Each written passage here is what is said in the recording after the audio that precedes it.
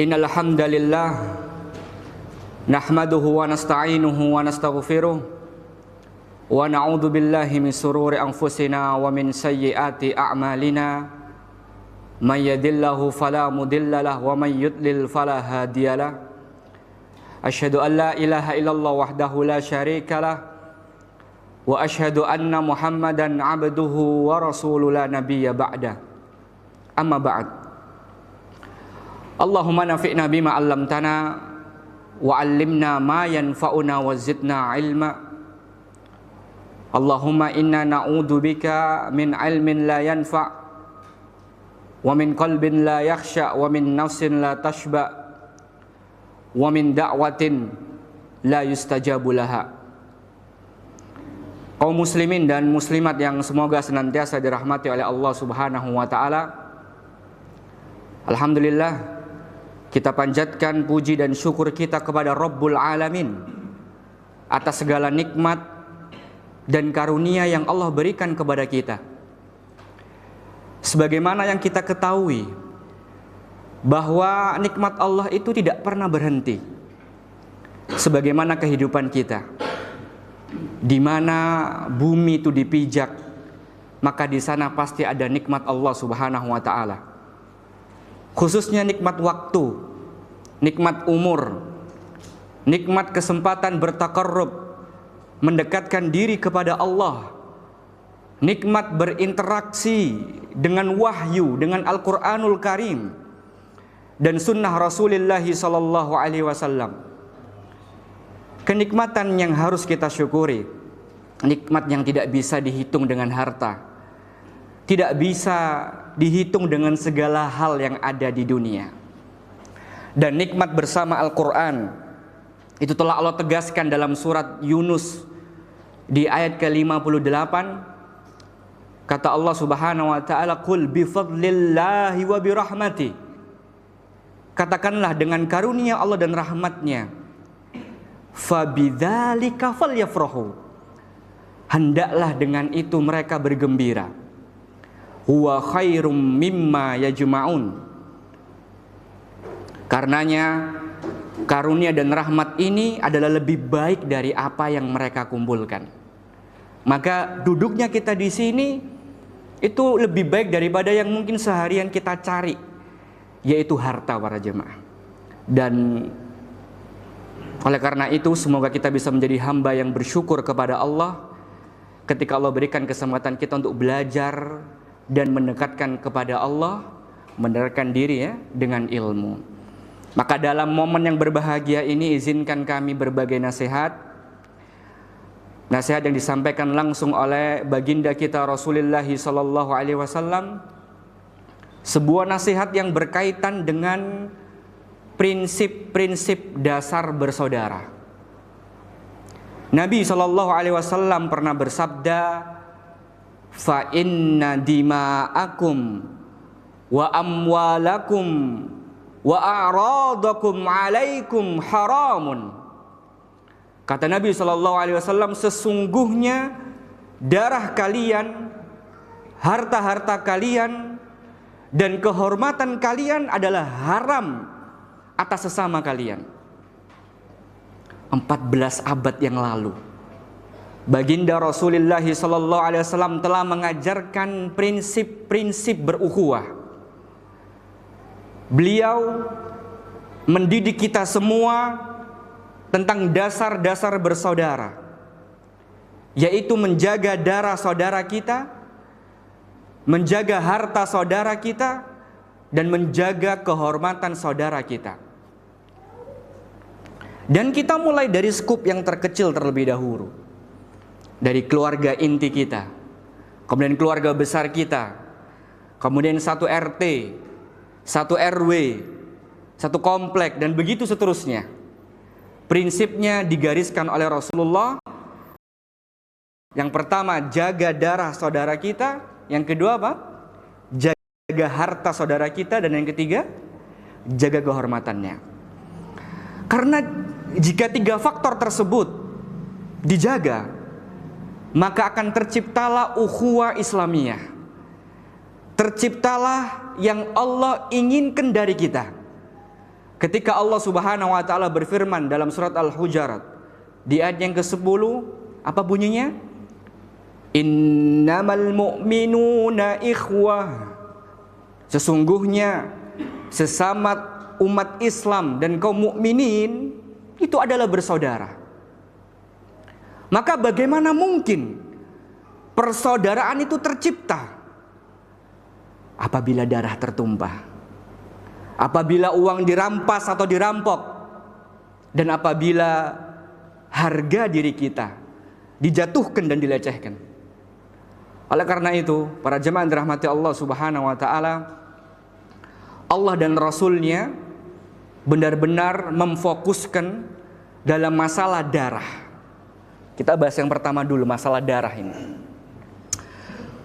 Prinsip seorang muslim itu tidak boleh saling melukai. Dan kita tidak boleh membunuh umat Islam. Jangankan sesama umat Islam, orang non-muslim yang tidak memerangi kita dan mendapatkan jaminan keamanan dari pemerintah itu tidak boleh diganggu. Dari Abdullah bin Amr, Rasulullah sallallahu alaihi wasallam bersabda, "Man qatala mu'ahadan lam yarah raihal jannah." Siapa yang membunuh kafir mu'ahad.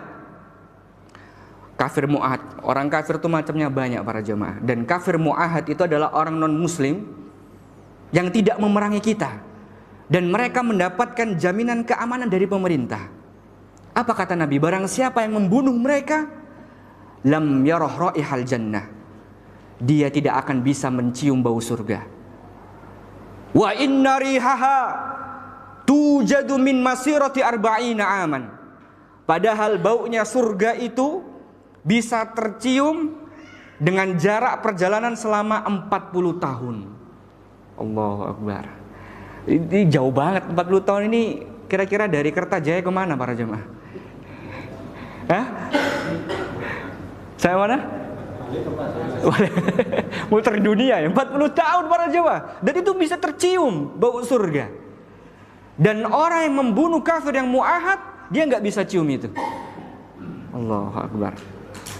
Oleh karena itu, Islam tidak mungkin selaras dengan terorisme. Islam tidak menghalalkan cara-cara seperti itu. Ya, karena yang non-muslim aja dijaga oleh Islam seperti itu. Lalu bagaimana Ustadz jika muslim yang meninggal, jika muslim yang dibunuh?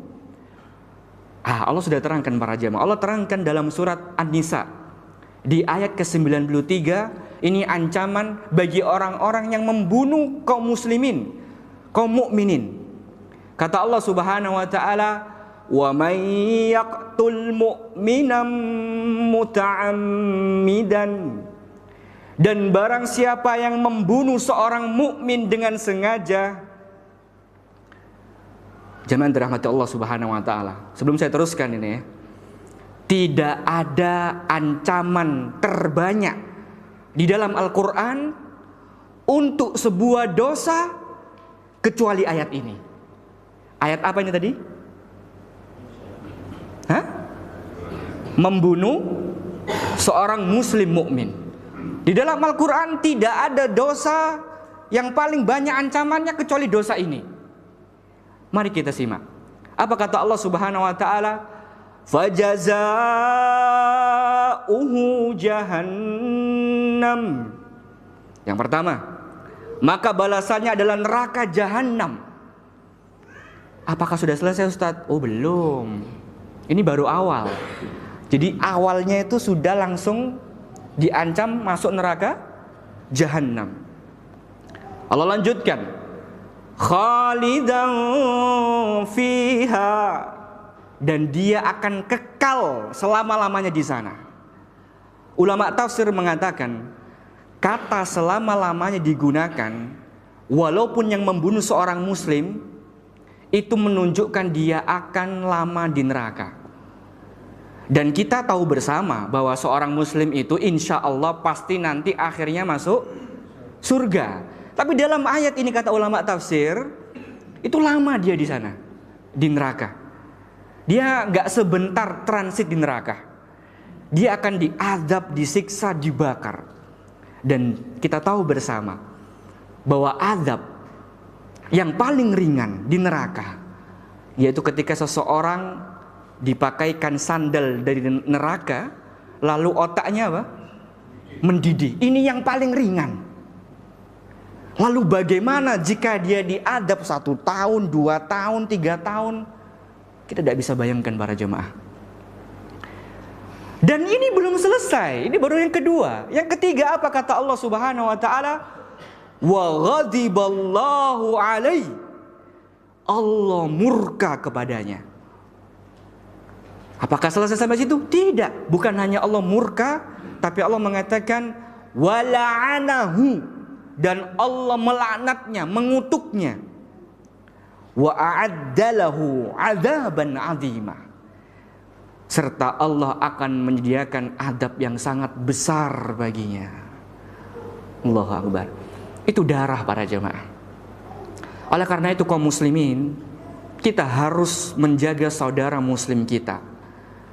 Setetes darah yang jatuh dari tubuhnya karena pukulan kita, karena perbuatan kita, maka urusannya panjang sampai hari kiamat kelak. Itu yang pertama, yaitu menjaga apa? Darah. Ya, maka di komplek ini, komplek apa perumahan ya? Perkampungan, Masya Allah. Ya, maka tentunya yang senantiasa jamaah di masjid sebagai qudwah bagi orang-orang yang mungkin belum mendapatkan hidayah, itu tidak mudah untuk menumpahkan darah di antara kaum muslimin. Harus menjadi orang pertama yang apa? Ya, agar tidak bertumpahan darah di antara kita. Seperti itu. Baik. Sekarang yang kedua, yaitu menjaga harta. Menjaga harta saudara kita, teman kita, tetangga kita, warga kampung kita, jamaah masjid kita. Dan ini sudah dijelaskan 14 abad yang lalu. Kenapa? Karena ini pemicu. Harta adalah hal yang sangat sensitif. Dan dia bisa menghancurkan. Jangankan sesama warga komplek atau warga kampung misalnya. Terkadang itu ayah bunuh anaknya, anak bunuh siapa? Ayahnya. Itu gara-gara masalah apa? Harta. Oleh karena itu masalah harta ini harus kita jaga. Ya, maka tentunya di antara kaum muslimin harus memperhatikan terkait keamanan harta ini. Kemudian prinsip yang ketiga yang dijelaskan oleh Nabi Shallallahu Alaihi Wasallam adalah menjaga kehormatan. Kehormatan dan perasaan saudara kita harus kita jaga. Tidak boleh kita lecehkan. Nabi Sallallahu Alaihi Wasallam bersabda, sibabul muslimi fusuqun wa qitaluhu kufrun. Nabi mengatakan mencela seorang muslim itu adalah kefasikan, dan mencela seorang muslim itu dosa besar, dan membunuhnya itu adalah sebuah kekufuran. Maka kita tidak boleh menggibahi saudara kita, apalagi memfitnah. Hadirin yang dirahmati Allah Subhanahu wa taala. Allah taala menjelaskan konsep ini dalam surat Al-Hujurat di ayat yang ke-12. Allah berfirman, ya ayyuhalladzina amanu ijtanibu katsiran minadh-dhonn. Wahai orang-orang beriman, jauhilah prasangka-prasangka terhadap saudara Anda. Ingat, yang menghancurkan sebuah hubungan itu adalah buruk sangka. Nabi pernah mengatakan, atau Allah berfirman dalam ayat ini ya, inna ba'dadh-dhonni itsm. Karena sebagian prasangka itu adalah apa? Dosa. Wala tajassasu wala yaghtab ba'dukum ba'dha. Maka janganlah di antara kita mencari-cari keburukan orang, dan janganlah menggunjing satu sama lain. Kemudian Allah kasih permisalan para jemaah. Ayuhibbu ahadukum, adakah seorang di antara kita semua yang suka apa Ustadz? Ayyakula lahma akhihi maita, memakan daging saudaranya yang sudah mati. Fakarihtumuhu, jelas kita semua akan merasa jijik. Ada yang suka makan bangkai manusia? Alhamdulillah nggak ada, berarti aman ya komplek ini ya. Alhamdulillah ya. Hati-hati kalau ada yang suka makan bangkainya manusia, ini berbahaya para jamaah. Dan Allah mengatakan, mau nggak kita seperti itu? Kira-kira kita bisa menikmati nggak daging itu? Oleh karena itu, ma'asyiral muslimin, masalah kehormatan itu mahal. Jaga kehormatan saudara kita, tetangga kita, warga kita. Jangan suka melempar isu, jangan membicarakan aibnya. Walaupun sebenarnya kita tahu memang itu benar Ustadz, iya, tapi dijaga. Maka apa solusinya? Kalau memang orangnya ada permasalahan misalnya, atau ada hal, atau ada aib, apa solusinya para jamaah? Pegang tangannya, bicara empat mata, itu solusinya. Maka berarti adalah para jamaah, siapa yang berusaha mencerai-beraikan persatuan di kalangan kaum muslimin, siapa yang berusaha membuat kaum muslimin berselisih dan saling membenci antara satu dengan yang lainnya, maka Allah telah menyiapkan bagi mereka azab yang pedih. Kenapa para jamaah? Karena persatuan, persaudaraan adalah nikmat Allah yang sangat besar. Maka barang siapa yang memutuskannya, atau dia menjadi sebab terputusnya sebuah ikatan persaudaraan, berarti ia bukan orang yang bersyukur kepada Allah. Apa kata Allah? Wadhkuru ni'matallahi alaikum, dan ingatlah nikmat Allah kepadamu ketika dahulu di masa jahiliyah. Idz kuntum a'da, kalian ini suka saling bermusuhan zaman dulu sebelum Islam datang, itu suka bermusuhan. Fa'allafa baina qulubikum, kemudian dia apa? Disatukan hati kita dengan apa? Islam. Makanya Islam ini enggak rasis para jamaah. Apa rasis sih? Oh, jenengan orang mana, jenengan orang mana? Enggak.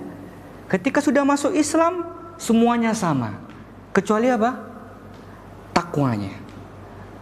Makanya ibadah sholat di masjid itu nggak lihat pangkat, nggak lihat titel. Semua kita sama di sini, hamba Allah.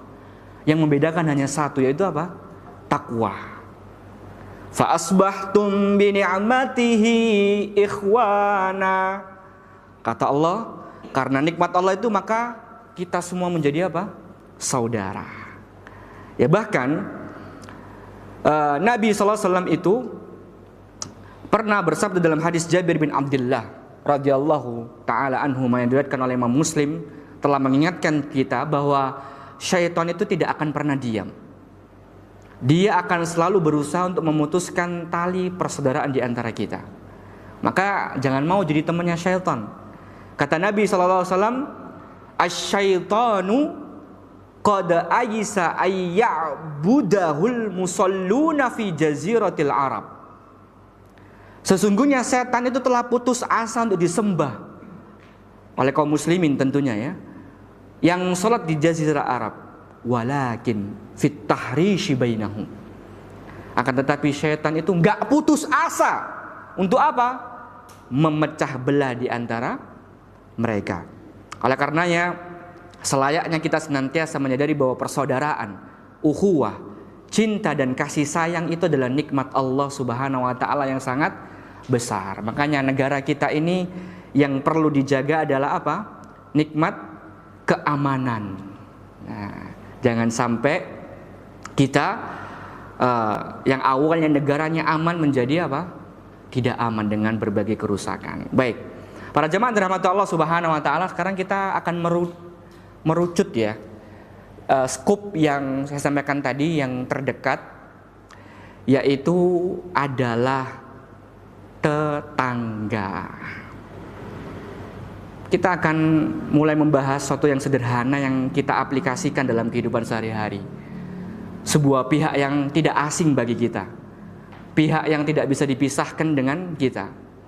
Namun banyak di antara kita yang meremehkan mereka, tidak menganggap mereka, atau yang lebih tepat tidak memahami betapa pentingnya tetangga bagi kehidupan kita. Bagaimana tetangga ini membentuk iman di dalam hati kita. Kenapa? Karena manusia ketika sering bertemu, manusia ketika sering berinteraksi, maka dia tidak akan sensitif lagi. Dia akan menganggap hal itu biasa dan bukan hal yang besar. Para jamaah dirahmati Allah Subhanahu wa taala. Saya mau tanya, coba angkat tangan siapa yang di sini tidak punya tetangga? Angkat tangan. Ada yang tidak punya tetangga di sini? Hah? Punya tetangga semua berarti ya? Alhamdulillah ya. Berarti bukan di hutan gitu kan? Oke, baik. Dan tetangga ini adalah bagian dari kehidupan bermasyarakat kita. Namun sebagaimana yang kita katakan tadi, karena setiap hari kita ketemu, banyak di antara kita yang menggampangkan tentang mereka tanpa mempelajari aturan-aturan Allah Ta'ala yang Allah berlakukan ketika berinteraksi dengan mereka. Dan kita cenderung merasa itu menganggap hal yang simpel. Kalau Ustadz udah kenal saya puluhan tahun, udah biasa aja udah Ustadz. Kan seringnya kita kayak gitu para hadirin. Nah, pihak yang satu ini, tetangga kita, itu sebenarnya beliau adalah salah satu tolak ukur dan parameter keimanan kita di sisi Allah. Nabi kita sallallahu alaihi wasallam bersabda dalam hadis yang sahih, hadis yang diriwayatkan oleh Imam Bukhari. Beliau pernah mengatakan, dan saya rasa kita tidak asing dengan hadis ini. Wa man kana yu'minu billahi wal yaumil akhir falyukrim jarahu. Barang siapa yang beriman kepada Allah dan hari akhir, hendaknya dia memuliakan siapa? Tetangga. Hadis ini para jemaah, hadis yang sangat agung. Hadis ini menjelaskan kepada kita bahwa salah satu tolak ukur parameter keimanan kita adalah bagaimana kita menyikapi tetangga di rumah kita. Karena Nabi mengatakan wa man kana yu'minu billahi wal yaumil akhir falyukrim jarahu.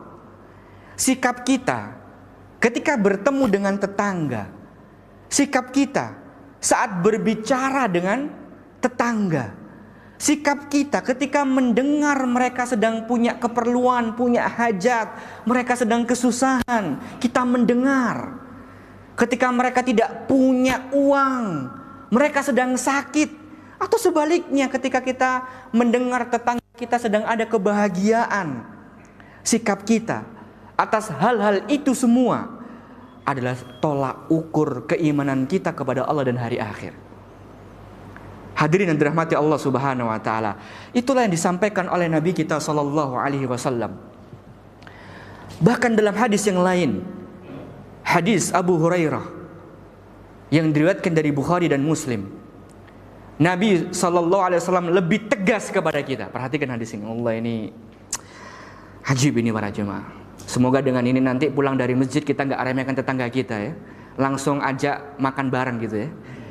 Insya Allah berkah hartanya. Insya Allah. Baik. Ini ada sebuah hadis ya. Nabi kita ini lebih tegas dengan masalah tetangga ini. Langsung rapat ini. Nanti kita makan di mana gitu ya. Baik, Nabi sallallahu alaihi wasallam bersabda, wallahi la yu'min, wallahi la yu'min, wallahi la yu'min. Demi Allah gak beriman orang ini. Demi Allah gak beriman orang ini. Orang ini gak beriman demi Allah. Bayangkan, berapa kali Nabi sebutkan? 3. Ini sabda Nabi yang sangat mengejutkan. Vonis ini keluar dari sosok lisan terbaik, manusia yang paling santun, yang paling lembut, yang paling berhati-hati dalam memberikan komentar. Tapi dalam hadis ini kok tiba-tiba Nabi mengatakan demi Allah. Bahkan gak hanya demi Allah saja, ditambahi takkid, tambahi penekanan apa? Tidak beriman. Terus diulang berapa kali? 3 kali. Ini kan berarti nemen. Sudah sumpah, terus poinnya gak beriman, terus diulang 3 kali. Berarti wis nemen orangi. Gitu kan? Dan saya mau tanya, apa arti sumpah dalam bahasa? Ada yang tahu? Fungsinya sumpah itu apa? Biasanya jenengan tuh kalau mengucapkan sumpah itu fungsinya apa? Membenarkan. Yang lainnya? Kita interaktif ya, biar gak satu arah ini. Meyakinkan. Satu lagi? Satu lagi? Menegaskan. Mumtaz, barakallahu fiik. Baik. Meyakinkan dan menekankan dan menegaskan. Oleh karena itu, biasanya kita bersumpah di hadapan orang yang kurang percaya dengan kita. Maka dalam Islam pun kalau kita udah bersumpah ya sudah, kita terima itu. Tidak boleh dicecar terus gitu kan. Dan dalam hadis ini Nabi bersumpah bahkan bukan sekali, bukan 2 kali, tapi berapa? 3 kali para jemaah. Kira-kira ini dosa apa sih yang dilakukan sama orang ini kok sampai Nabi itu sumpah 3 kali? Kesalahan seperti apa yang dia perbuat? Ya, sehingga Nabi kita yang sangat hati-hati ketika berbicara, kok tiba-tiba ngomong kayak gini? Padahal Nabi itu kalau ngomong gak pakai hawa nafsu, ya kan? Kata Allah dalam surat An-Najm, wa ma yantiqu 'anil hawa in huwa illa wahyu yuha. Yang diucapkan sama Nabi itu wahyu, bukan hawa nafsunya Nabi. Lah ini kok kenapa kok sampai 3 kali disumpah seperti ini? Apa kata Nabi? Sebelum kata Nabi, tanya dulu para sahabat, kepo kan? Loh kok bisa nih? Ya Rasul, ya kila, waman ya Rasulullah. Para sahabat langsung ngerespon, siapa yang jenengan maksud ini ya Rasul? Kok sampai jenengan bersumpah 3 kali? Bahkan orang ini gak beriman. Apa kata Nabi Sallallahu alaihi wasallam? Alladzi la ya'manu jaruhu bawa'iqahu. Yang dimaksud orang yang disumpahin 3 kali ini adalah apa? Orang yang tetangganya tidak aman dari bawa'iq. Bawa'iq itu artinya adalah kejahatan atau gangguan. Hadirin dirahmati Allah Subhanahu wa taala. Ketika tetangga kita merasa terganggu karena kegaduhan kita, kebisingan kita. Kan ada ya, saya dulu juga pertama kali nikah ngontrak di kampung, di desa. Saya dulu lama di Sidoarjo, di salah satu kecamatan, sama istri nih. Ternyata tetangga sebelah ini juga pasutri baru juga, dan dia hobi dengarkan dangdut. Belilah dia sound baru para jamaah. Setiap sore nyetel dan kata saya jedor gitu kan. Ini tetangga nggak jauh, kalau jauh mungkin it's okay gitu kan. Ini samping, karena kontraknya itu cuma 3 rumah ngadep sawah tebu para jamaah, itu kontrakan baru gitu ya. Itu luar biasa. Belum nanti ketika itu di zaman itu di tahun 2018 lagi ngetren masalah burung. Kalau nggak salah insya Allah. Bawa temennya itu, udah itu burung dijejer sambil ngerokok depan rumah saya juga. Wah itu Masya Allah gitu kan. Nah ini salah satu contoh. Jangan sampai kebisingan-kebisingan yang kita perbuat itu mengganggu tetangga kita. Bukan hanya masalah sound misalnya, tapi lisan kita yang tajam, sikap kita yang acuh, yang tidak membantu mereka ketika kesusahan. Maka para jamaah dirahmati Allah Subhanahu wa taala, 2 hadis inilah yang mengawali perjumpaan kita, bukan mengawali ya. Baru 2 hadis ini ya yang akan start kita. Yang mungkin habis ini juga adzan Isya karena waktu sholat maju ya. Dan inilah hadis yang semoga membuka mata hati kita, ya, membuka kesadaran kita bahwa tetangga itu adalah salah satu tolak ukur keimanan kita kepada Allah dan hari akhir. Baik, para jemaah dirahmati Allah Subhanahu wa taala, dari hal tersebut, dari 2 hadis tersebut kita akan bahas apa saja sih hikmah dari 2 hadis yang telah kita sebutkan tadi. Yang pertama tadi, bahwasanya ingat, tetangga itu adalah salah satu parameter keimanan kita. Dan ini nggak boleh dilupakan, khususnya bagi orang-orang yang sudah hadir di majelis ilmu, yang memiliki akidah yang sahihah, mengikuti sunnah Nabi SAW. Seakan-akan di sini Nabi ingin menyampaikan pesan, jika memang iman Anda kepada Allah dan hari akhir adalah iman yang benar, iman yang menancap di dalam dada, iman yang mengakar, bukan iman yang hanya dijadikan sebagai wawasan, bukan hanya sebagai catatan, maka Anda pasti akan memuliakan tetangga Anda. Begitupun sebaliknya. Ya, Nabi pernah menyampaikan sebuah pesan yang menunjukkan sangat pentingnya hal ini. Nabi mengatakan dalam sebuah hadis yang diriwayatkan oleh Bukhari dan Muslim, "Mazala Jibrilu yusini bil jar hatta dhanantu annahu sayuwarrithuhu." Allahu Akbar. Kata Nabi SAW, Jibril ini senantiasa menasehatiku tentang tetangga, sampai-sampai aku mengira bahwa tetangga itu akan mendapatkan bagian harta waris. Allahu Akbar. Kira-kira tetangga itu masuk gak dalam hak waris kita kalau kita udah meninggal dunia? Masuk apa tidak? Enggak ya, ngapain tetangga, gak ada hubungan darah gitu kan? Ya kan, meskipun asoba pun ya nggak dapet dia, asoba tetangga nggak dapet, nggak ada urusan tetangga sama harta kita. Tapi kata Nabi, Jibril mengingatkan aku masalah tetangga, seakan-akan tetangga ini akan dapat warisan. Dan dari sini juga, dari sini kita bisa mengambil kesimpulan para jamaah bahwa ilmu waris adalah ilmu yang langka. Banyak kaum muslimin yang tidak ridho dengan ilmu waris yang diajarkan oleh Allah dan Rasulnya. Maka kita harus belajar para jemaah. Ustaz, kenapa kok yang laki 2 yang perempuan 1, padahal yang ngerawat ini yang anak perempuan? Nah kayak gitu kan, banyak tuh kayak gitu kan. Jangankan jenengan nih, saya pun juga ada, keluarga saya sendiri gitu kan. Sampai sekarang pun gak dibagi-bagi warisannya gitu ya. Itulah masyarakat kita, dan kita gak bisa memaksa, tapi kita bisa menyampaikan. Kita sampaikan, wa ma'ala ilal bala, udah disampaikan, gak mau ya sudah, urusan jenengan dengan Allah. Dan terkadang kalau kita nyampaikan masalah warisan ini, oh sampean jaluk harta warisan ya, kan gitu ya. Biasanya kan gitu, fitnahnya kan seperti itu. Enggak, saya nyampaikan ilmu. Jenengan terima, alhamdulillah, kalau enggak ya sudah. Dan itu yang terjadi pada masyarakat kita. Semoga Allah berikan ilmu waris terhadap masyarakat kita semua. Baik. Para jemaah dirahmati Allah Subhanahu wa taala, dan Allah itu paham kita ini punya kecenderungan meremehkan tetangga.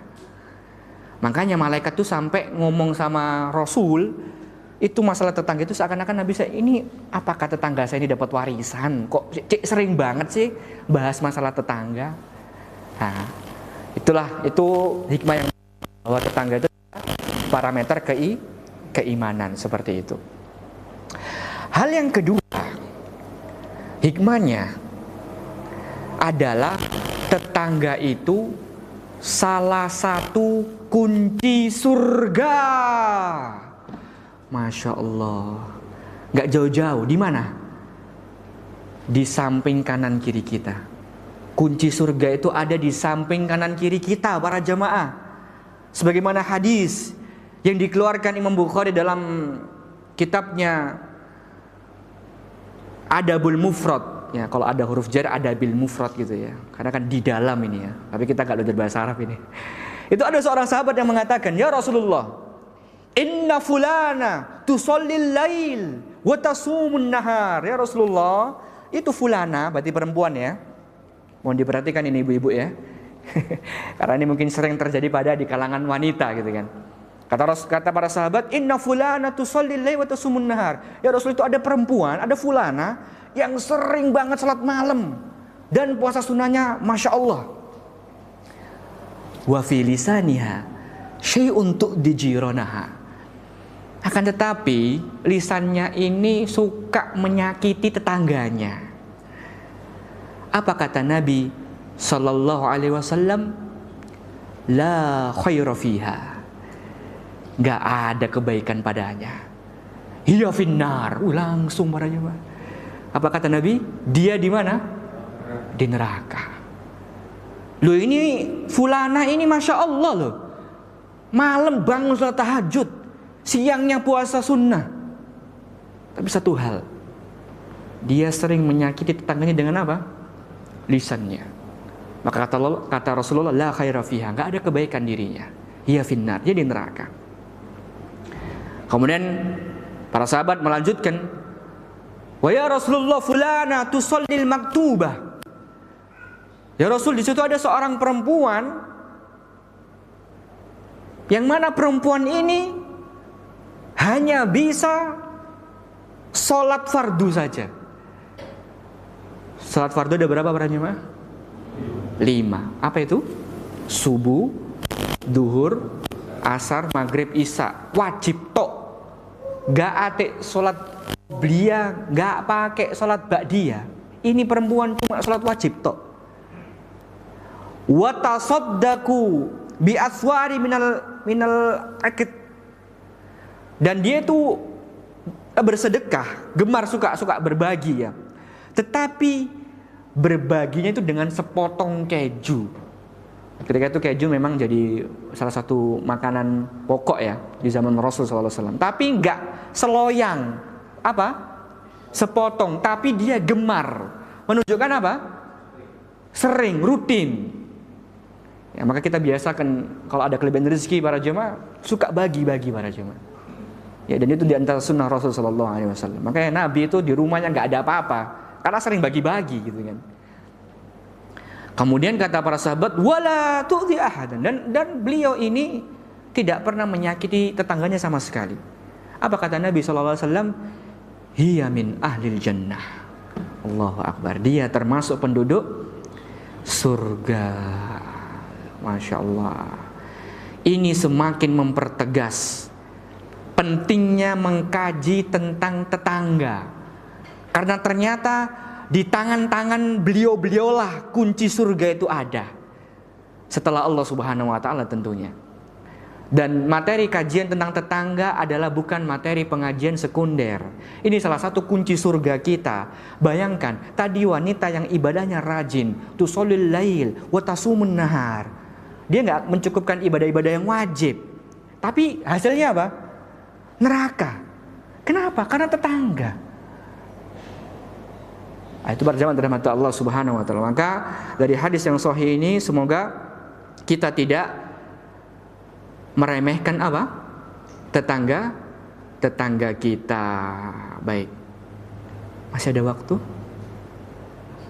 Kurang berapa menit? Kita buka tanya jawab atau bagaimana? Seperti itu ya. Baik para jamaah dirahmati Allah Subhanahu wa taala. Mungkin itu yang bisa kami sampaikan ya.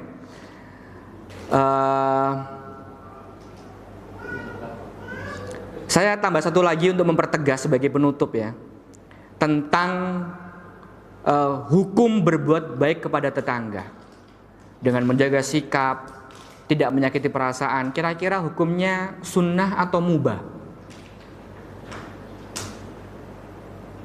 Lu katanya punya tetangga, kok bingung iki? Wah, sano tetangga iki berarti. Hukum berbuat baik pada tetangga itu sunnah atau mubah?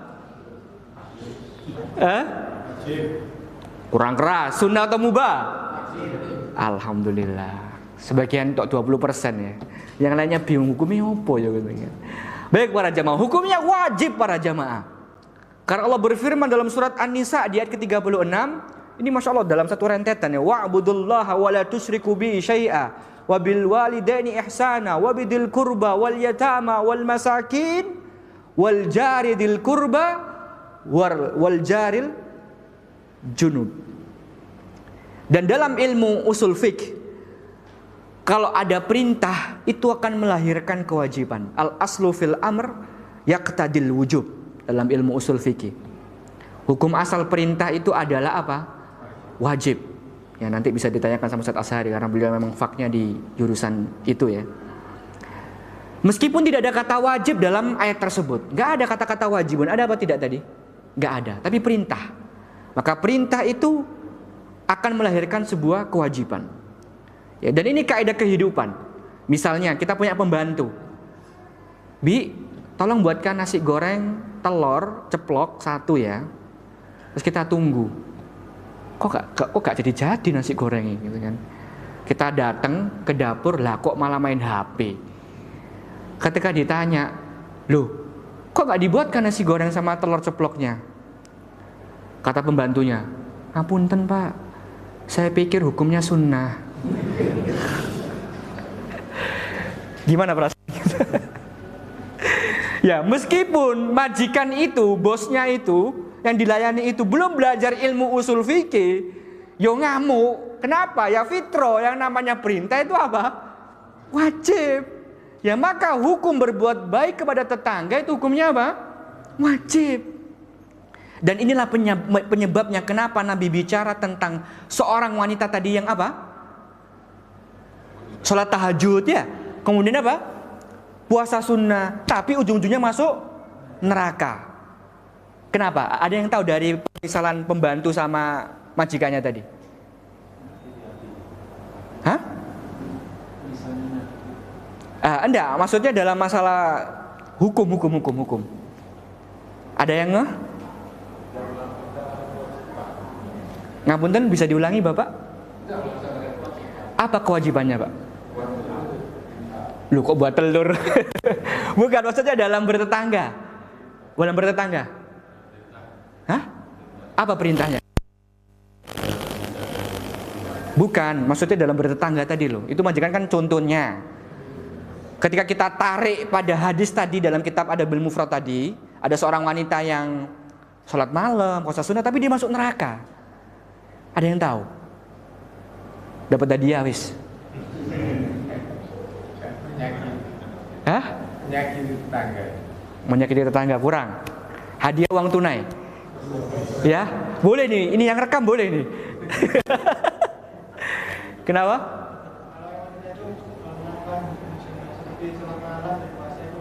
Oke. Mumtaz. Ampun sebentar ya. Saya ambilkan dulu fulusnya ini. Serius ini saya nggak bohong. Tapi saya nggak bawa amplop gitu sih. Isin aku. Nah ini Masya Allah ini. Pakai tisu ya. Ini kajian ini harus interaktif ini. Oh gitu. Sebentar. Jangan dilihat nominalnya ya. Semoga bisa buat beli es teh. Sebentar. Tak do beli cekak ketok. Insya Allah lagi ngombe es teh sampai kelempokan nih. Masya Allah, barakallahu fiik. Terima kasih, jazakallahu khair. Alhamdulillah. Betul. Poinnya di situ. Perempuan itu sholat tahajud, puasa sunnah, puasa apa? Yang pertama memang itu hukumnya sunnah dan untuk dirinya sendiri. Adapun tetangga itu hukumnya apa tadi kita sampaikan? Wajib. Dia melupakan yang wajib.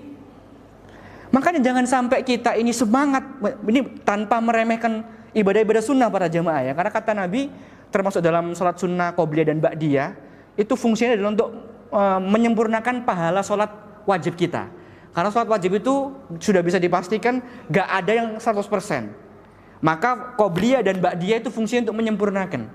Tapi di sini adalah masalahnya, jangan sampai kita semangat melakukan ibadah sunnah, tapi lupa yang wajib, gitu loh.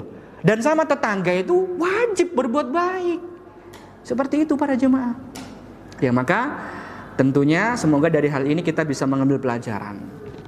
Taib, barakallahu fikum. Mungkin ada beberapa pertanyaan, silakan sebelum adzan isya. Oke. Ya.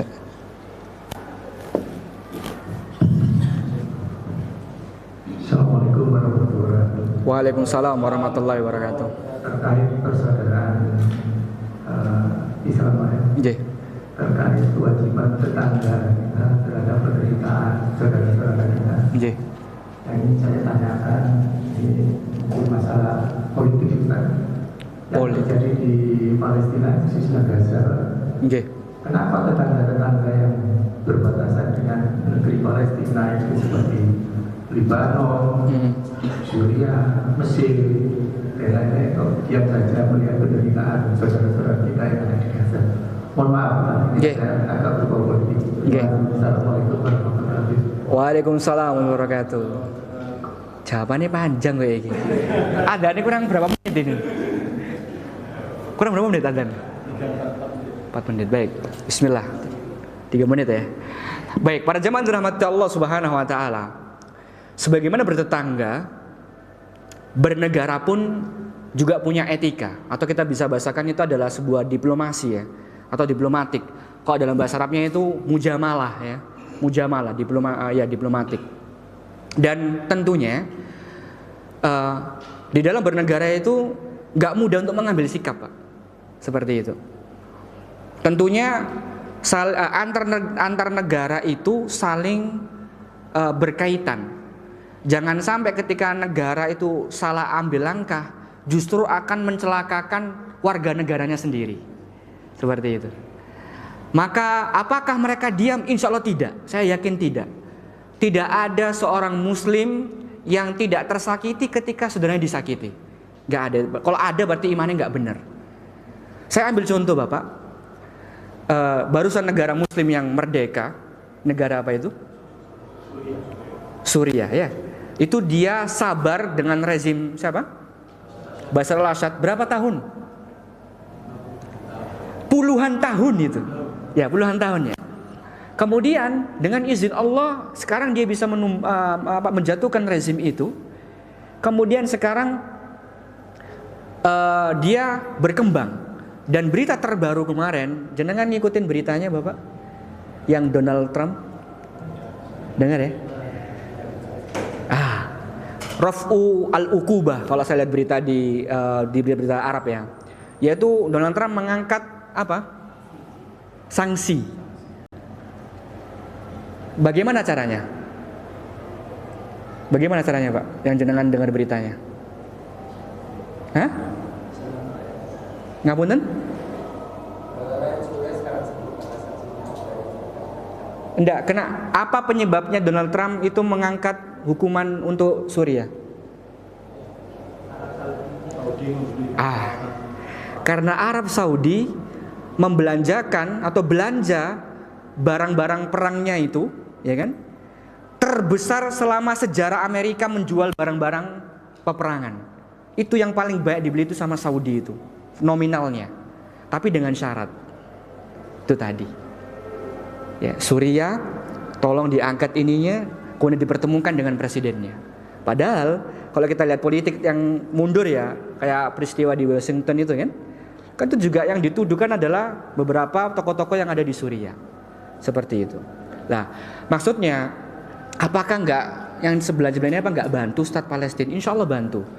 Insya Allah saya pernah lihat juga video di Narasi ya, di mana memang di situ akan banyak politik ya, apalagi di Mesir ya. Bagaimana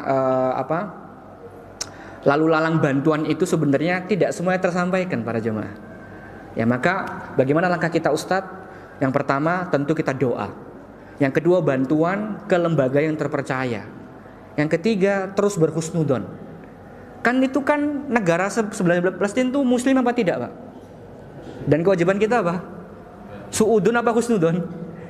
Husnudon ya. Semoga dengan itu kita bisa memahami dengan baik ya, dan tentunya kita akan terus mendoakan semoga saudara-saudara kita yang dari Palestina itu segera merdeka ya, segera diberikan pertolongan oleh Allah dan diberikan kenyamanan dalam berkehidupannya seperti itu. Wallahu a'lam bishawab, mungkin hanya ini yang bisa kami sampaikan. Terima kasih banyak. Kita tutup dengan doa kafaratul majelis. Subhanakallahumma bihamdika asyhadu an la ilaha illa anta astaghfiruka wa atubu ilaik. Wa akhiru da'wan alhamdulillahi rabbil alamin. Wassalamualaikum warahmatullahi wabarakatuh.